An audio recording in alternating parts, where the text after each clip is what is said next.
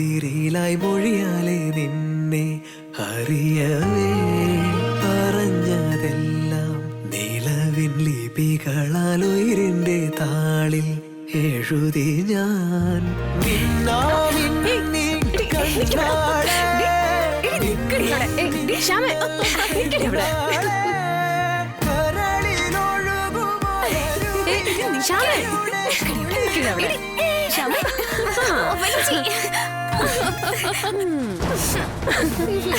എങ്ങോട്ടാ ഓടുന്നേ?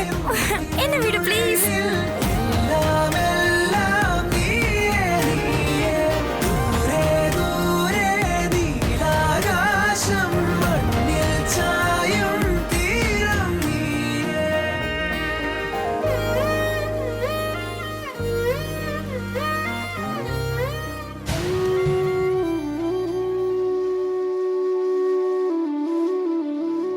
എന്നാലും അതെങ്ങനെ ശരിയാവുന്ന?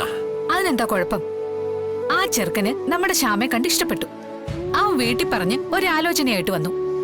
ഒന്നുമില്ലെങ്കിലും അവളുടെ പിന്നാലെ പ്രേമം എന്ന് പറഞ്ഞ് നടന്ന് വെറുപ്പിച്ചില്ലല്ലോ അവൻ.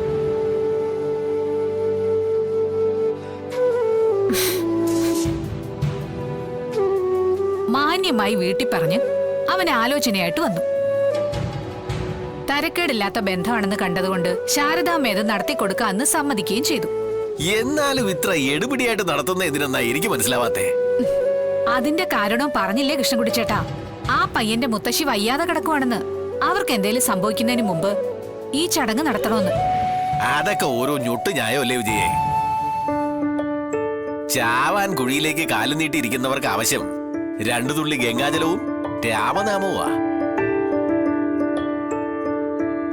അതിനു പകരം എന്റെ കല്യാണം കഴിഞ്ഞു മുത്തശ്ശി എന്ന് പറഞ്ഞ് ആ ചെറുക്കൻ പൂമാലയിട്ട പെണ്ണിനെ കൊണ്ട് മുന്നിൽ ചെന്ന് നിന്നാ കാലം പോത്തിനെയും പിടിച്ച് കയറുമായിട്ട് വരുന്നതായിട്ടേ അവർക്ക് തോന്നൂ.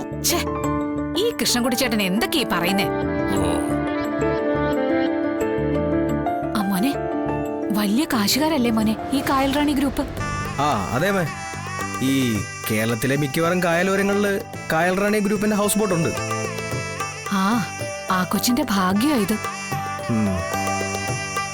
അല്ല രാജീവേ, ഹൗസ് ബോട്ടിൽ പോയപ്പോ നീ ആ ചെറുക്കനെ കണ്ടതല്ലായിരുന്നോ? കണ്ടായിരുന്നു. അവന് മുടന്തോ കോങ്കണ്ണോ മറ്റോ ഉണ്ടോ? അല്ലെങ്കിൽ പിന്നെ വിക്ക്.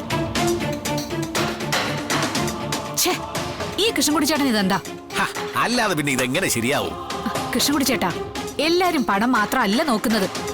പെണ്ണിനെ, പെണ്ണിന്റെ സ്വഭാവ മഹിമയും തറവാടും ഒക്കെ നോക്കും.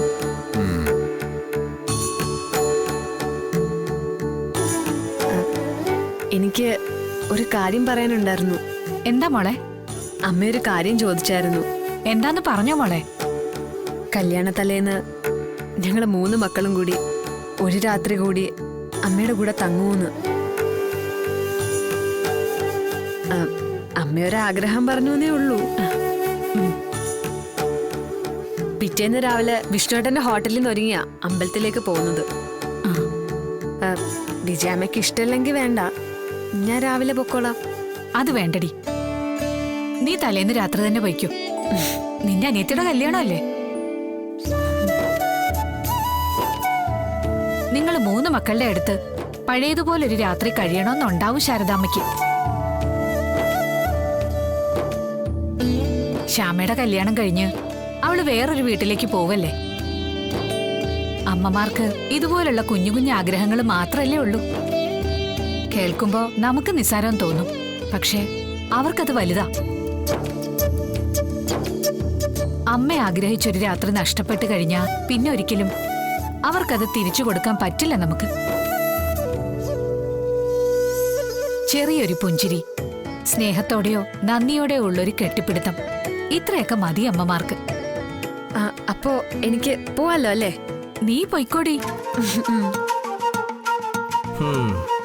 അമ്മയെ കുപ്പിയിലാക്കി കളഞ്ഞല്ലോ നീ. ഒന്ന് പോ സാറേ.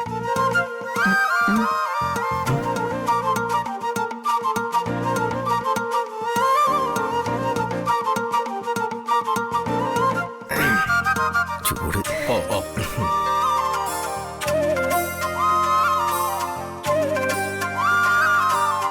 പാവം, നിനക്ക് ഈ കുഞ്ഞുകാരി എന്നോട് ചോദിക്കേണ്ട കാര്യമുണ്ടോ? രാജീവിനോട് ചോദിച്ചിട്ട് അങ്ങ് പോയാ പോരെ. അവളൊരു പഞ്ചപാവ കൃഷ്ണോട് ചേട്ടാ.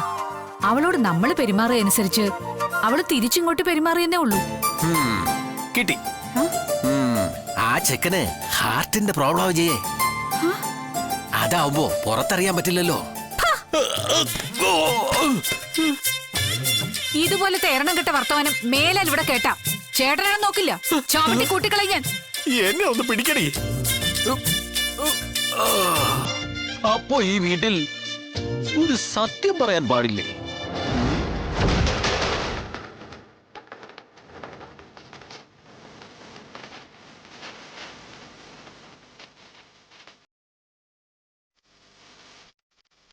ശരി ശരി, ഓക്കെ. ആ ശരി ശരി, ഓക്കെ ഓക്കെ.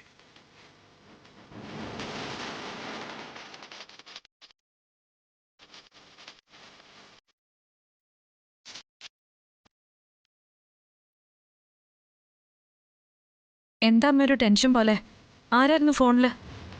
കായൽ റാണി ഗ്രൂപ്പിന്റെ ഉടമ അരവിന്ദ് സ്വാമിനാഥൻ. അയാളുടെ മകൻ ദീപകുമായിട്ടല്ലേ ശാരദാമ്മയുടെ മോള് ശ്യാമയുടെ കല്യാണം നിശ്ചയിച്ചിരിക്കുന്നത്? അതെ, അത് നടക്കാൻ പാടില്ല, മുടക്കണം. നീ ഇപ്പൊ ഈ അവസ്ഥയിലാകാൻ കാരണം ശാരദാമ്മയുടെ മോള് ശാലിനിയാ. മക്കൾ കരയുന്നത് കണ്ട് അവരുടെ നെഞ്ചു പൊള്ളണം. അരവിന്ദ് സ്വാമിനാഥൻ എന്റെ ഒരു പരിചയക്കാരന്. പോരെങ്കിൽ കായൽ തീരത്തെ റിസോർട്ടുമായി ബന്ധപ്പെട്ട് ചില ബിസിനസ് ബന്ധങ്ങളും ഉണ്ട്. ഞാനൊരു ചെക്ക് വെച്ചാൽ അവിടെ വീടും അരവിന്ദ് സ്വാമിനാഥന്റെ കായൽ റാണി ഗ്രൂപ്പ്. ദീപക്കും ശ്യാമയുമായുള്ള കല്യാണം വേണോന്ന് ഞാനൊരു വാക്ക് ചോദിച്ചാൽ അവിടെ അപ്പ അയാൾ ആ ബന്ധം വേണ്ടാന്ന് വെക്കും. അമ്മ അങ്ങനെ എന്തെങ്കിലും അയാളോട് പറഞ്ഞോ? വിശദമായിട്ടൊന്നും പറഞ്ഞില്ല. ഞാൻ വിളിച്ചപ്പോ അയാളൊരു മീറ്റിംഗിലായിരുന്നു. തിരിച്ചു വിളിക്കാന്ന് പറഞ്ഞു.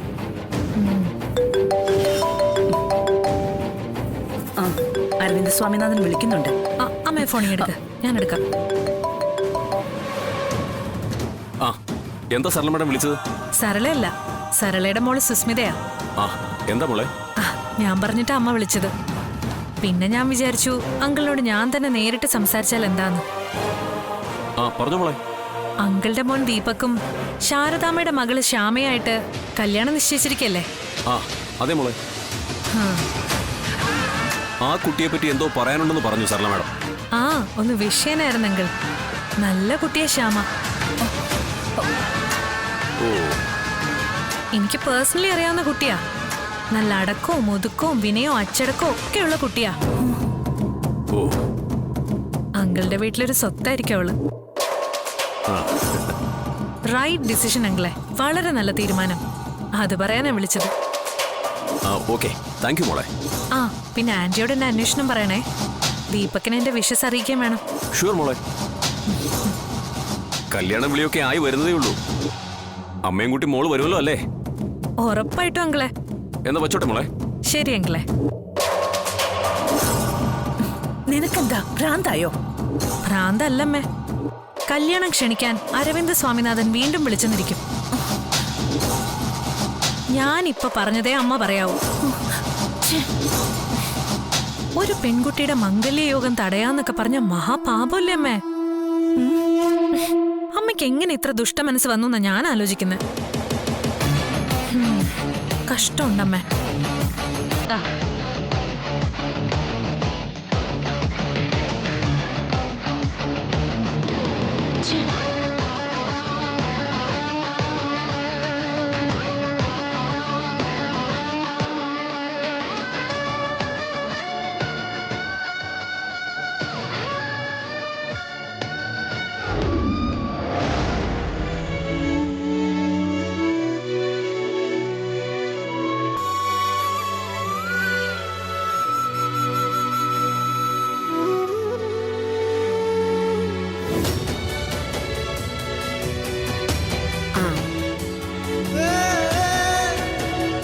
ഇവിടെ ഇരിപ്പുണ്ട്.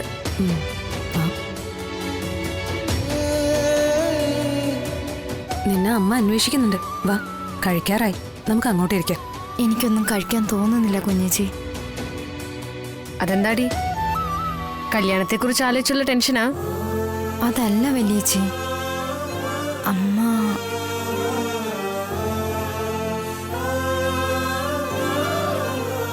ക്ഷമേ, എല്ലാ പെൺകുട്ടികളുടെ ജീവിതത്തിലും ഉണ്ട് ഇതുപോലൊരു ദിവസം.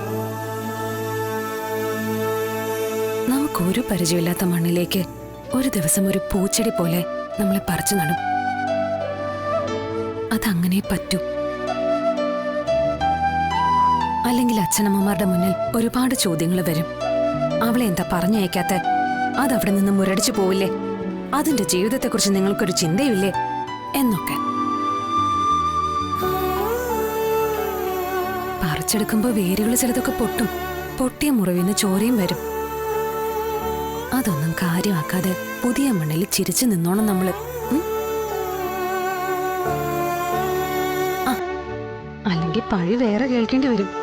വീട്ടിൽ നിന്ന് പോകുന്നത് അവൾക്ക് പിടിച്ചിട്ടില്ല, ദുർമുഖം കാട്ടി നടക്കുന്നു എന്നൊക്കെ.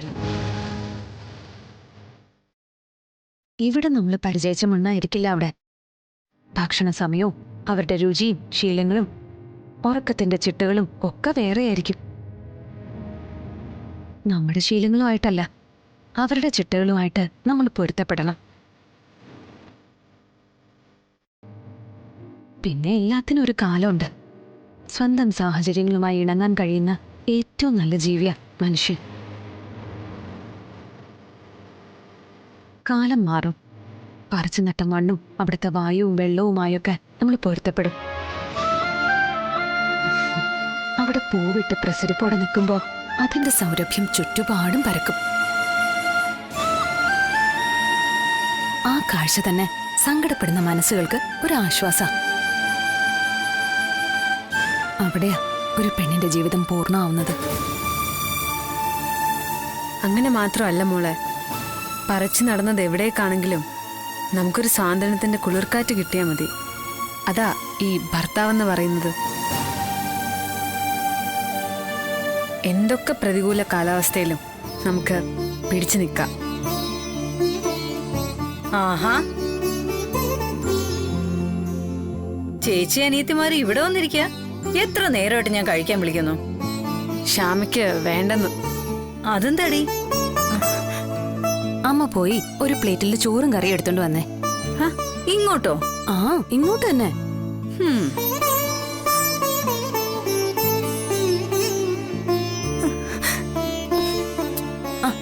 എന്താടി? അമ്മയെ കാണും തോറും സങ്കടം കൂടി വരിക കുഞ്ഞേച്ചി. ഇടി പൊട്ടി പെണ്ണെ, അതിന് അമ്മ എങ്ങോട്ടും പോകുന്നില്ലല്ലോ. ഇടി, അമ്മയ്ക്ക് നിന്റെ അടുത്തും നിനക്ക് അമ്മയുടെ അടുത്തും എപ്പോ വേണമെങ്കിലും വന്നൂടെ? എടി ദേ നോക്കിയേ, അമ്മ എപ്പോഴും നമ്മുടെ കൂടെ ഉണ്ട്. ഞാനിപ്പോ ദൂരെയാ. എന്നാലും അമ്മ പറഞ്ഞു തന്ന കാര്യങ്ങളും പഠിപ്പിച്ചു തന്ന ശീലങ്ങളൊക്കെ ആയിട്ട് അമ്മ ഓർക്കാത്ത ഒരൊറ്റ ദിവസം ഉണ്ടോ ജീവിതത്തില്? ഇല്ല. ദൈവത്തെ നമ്മൾ കാണുന്നുണ്ടോ? ഇല്ലെങ്കിലും ദൈവം നമ്മുടെ ഒപ്പം ഇല്ലാന്ന് ആരെങ്കിലും പറയോ? അതുപോലെ തന്നെ അമ്മ നമുക്കൊരാവശ്യം ഉണ്ടെങ്കിൽ ഓടിയെത്തുകയും ചെയ്യും. ആ അമ്മ, കാര്യപരിപാടിയിൽ ചെറിയൊരു മാറ്റമുണ്ട്. ഈ ശ്യാമ പറയുന്നതേ ഭക്ഷണം വേണ്ടാന്നാ. അതുകൊണ്ട് നമ്മൾ എല്ലാവരും കൂടി അവളെ അങ്ങ് ഊട്ടുന്നു. അത്രേ ഉള്ളോ? ഇവളിപ്പോഴും എന്റെ കുഞ്ഞു ആവയല്ലേ? പാതുറക്കടി.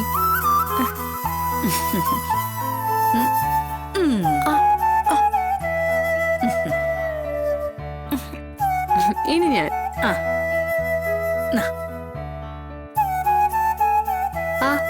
തുറക്ക്. ഒന്ന് ശ്വാസം വിടാൻ സമയണ്ടോ? കഴിക്കടി. ആ അയ്യോ,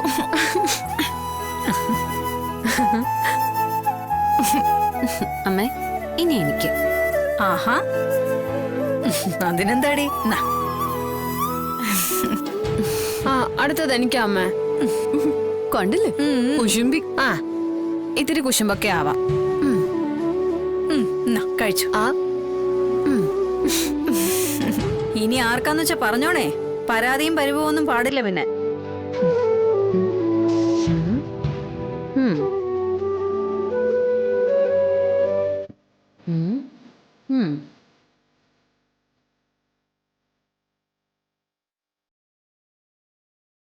എന്താടി ഇനി ഞങ്ങളുടെ അമ്മ കുട്ടിക്ക് കഴിക്കാമേ ആ കഴിക്കാമേ ആദ്യം ഇത് എന്നോട് സ്നേഹം ഉണ്ടെങ്കിൽ ഇതാദ്യം. എന്നെ ഇങ്ങനെ കുഴപ്പിക്കല്ലേ മക്കളെ. ശരി, ആദ്യം ശ്യാമയുടെ കയ്യിൽ നിന്ന് വാങ്ങാം, പിന്നെ ഞങ്ങൾ തരാം. കഴിക്കാമേ?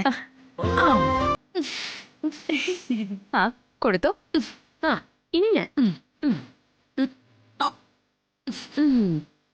നിക്കടി, ഞാനൊന്ന് ഇറക്കിക്കോട്ടെ. ആ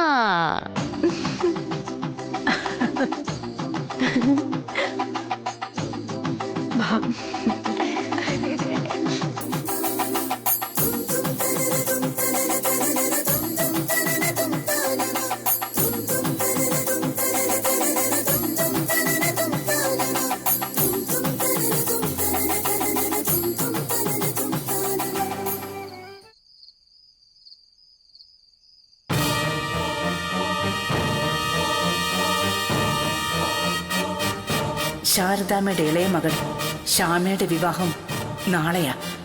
ഞാനൊന്നും ചെയ്യണ്ടെന്ന് സുസ്മിത വിലക്കിയതുകൊണ്ടാ ഞാൻ അനങ്ങാതിരിക്കുന്നത്. അവളുടെ മനസ്സിൽ വേറെന്തോ പ്ലാനുണ്ട്.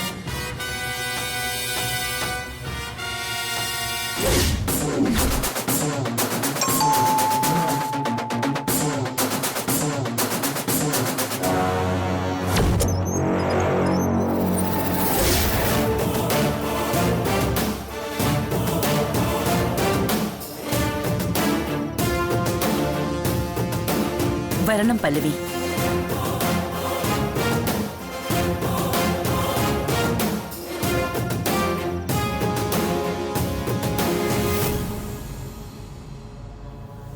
വീട് കണ്ടുപിടിക്കാൻ ബുദ്ധിമുട്ടിയൊന്നുമില്ലല്ലോ അല്ലേ?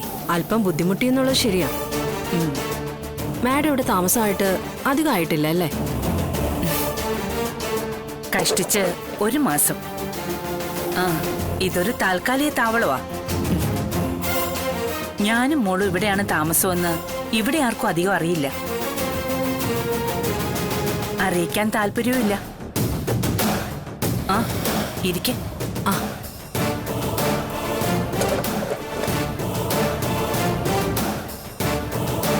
കുടിക്കാൻ എന്താ എടുക്കേണ്ടത്? തൽക്കാലം ഒന്നും വേണ്ട. എന്നിറങ്ങി നീ ജയിലിൽ നിന്ന്? ഒരാഴ്ച. വീട്ടിലേക്ക് തന്നെയല്ലേ പോയത്? ആ, അതൊരു അബദ്ധമായി പോയെന്ന് പിന്നീട് മനസ്സിലായി. ആ, അച്ഛനമ്മമാര് വരെ കുറ്റപ്പെടുത്തലും പഴിചാരലും. പുറത്തേക്ക് ഇറങ്ങിയ ആൾക്കാരുടെ തുറിച്ചു നോട്ടോ. പിന്നെ കുറെ അമ്മച്ചിമാരുണ്ട്, ഒരു പരിചയമില്ലാത്തവരാണെങ്കിലും ചുമ്മാ ഫ്രീ ആയിട്ടൊരു ശാപം തന്നിട്ട് പോവും. നീയൊന്നും ഒരു കാലത്തും ഗതി പിടിക്കില്ല എന്ന് പറഞ്ഞു. കാമുകന് ജ്യൂസിൽ വിഷം ചേർത്ത് കൊടുത്തു കൊല്ലുമ്പോ നീ എന്താ കരുതിയത്? നാട്ടുകാർ നിന്നെ പൂമാലയിട്ട് സ്വീകരിക്കുമെന്നോ? അതൊന്നും വലിയ ക്രൈമായിട്ട് എനിക്ക് തോന്നുന്നില്ല.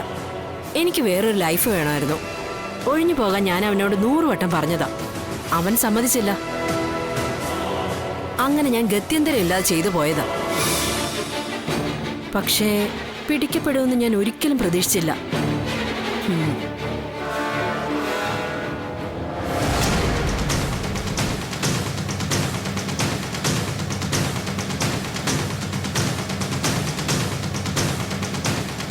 മാഡം, ഞാൻ പറഞ്ഞ കാര്യത്തെക്കുറിച്ച് ആലോചിച്ചോ നീ? I M interested.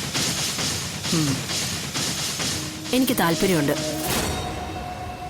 തൽക്കാലത്തേക്ക് എങ്ങോട്ടെങ്കിലും ഒരു രക്ഷപ്പെടൽ ആവശ്യമാണ് എനിക്ക്. ഈ തുറിച്ചു നോട്ടങ്ങളിൽ നിന്നും കുറ്റപ്പെടുത്തലുകളിൽ നിന്നുമൊക്കെ മാറി ദൂരെ എവിടേക്കെങ്കിലും. ആരും നിന്നെ തുറിച്ചു നോക്കുകയോ കുറ്റപ്പെടുത്തുകയോ ഒന്നും ചെയ്യില്ല. ഒരു സംരക്ഷണ ഭിത്തിക്കുള്ളിൽ സുരക്ഷിതയായിരിക്കും നീ. സത്യഭാമയുടെ കൊട്ടാരം അതുപോലെ നിനക്ക്. യെസ്, ഞാൻ അവരെക്കുറിച്ച് അന്വേഷിച്ചു. ഇവിടുത്തെ ഒരു മാടമ്പിയാണല്ലേ ആ സ്ത്രീ. പക്ഷേ വേലക്കാരി വേഷമാണല്ലേ. ഞാൻ അവരുടെ വീടിന്റെ നിലം തുടക്കുകയും വിഴുപ്പലക്കൊക്കെ വേണ്ടേ മാഡം? അത് മാത്രമല്ല, അവരൊരടി തന്നാൽ നീ അത് കൊണ്ടിട്ട് മിണ്ടാതെ ചിരിച്ചോണ്ട് നിൽക്കുകയും വേണം. ബിടെക്കുകാരിയായ നിനക്ക് അതിനൊക്കെ ബുദ്ധിമുട്ടുണ്ടല്ലേ? പണത്തിന് നല്ല ബുദ്ധിമുട്ടുണ്ട് മാഡം. കേസിൽ പെട്ടതോടെ ആ അമേരിക്കൻ കമ്പനിയിൽ നിന്ന് എന്നെ പറഞ്ഞു വിട്ടു. വീട്ടിൽ നിന്ന് ചില്ലി പൈസ കിട്ടില്ല. ജാമ്യത്തിൽ ഇറങ്ങിയെങ്കിലും ഞാൻ ശരിക്കും പെട്ടിരിക്കുവാ. എന്നാ കേട്ടോ, വേലക്കാരിയുടെ വേഷമാണെങ്കിലും അമേരിക്കൻ കമ്പനിയിൽ നിന്ന് നിനക്ക് കിട്ടിയതിനേക്കാൾ ഇരട്ടി ശമ്പളം തരും ഞാൻ. ഡെയിലി നിന്റെ അക്കൗണ്ടിൽ അത് ക്രെഡിറ്റ് ആവും. നേരത്തെ മാഡം എന്നോട് പറഞ്ഞത് തന്നെയല്ലേ ജോലി. അവിടെ നടക്കുന്ന കാര്യങ്ങളൊക്കെ ചോർത്തി തരുമല്ലേ. അതിനെന്തിനാ ഇത്രയും വലിയ പ്രതിഫലമെന്നായിരിക്കും നിന്റെ സംശയം. എനിക്കൊരു സാധാരണ സർവന്റിനെ അങ്ങോട്ട് പറഞ്ഞു വിട്ടാ മതി. നിനക്ക് തരുന്നതിന്റെ 10-1 പ്രതിഫലം കൊടുക്കേണ്ടിയും വരില്ല. എന്നാൽ പക്ഷേ എനിക്ക് വേണ്ടത് നിന്നെയാണ്. നിന്റെ ഈ തല, നിന്റെ ഈ ക്രിമിനൽ ബുദ്ധി.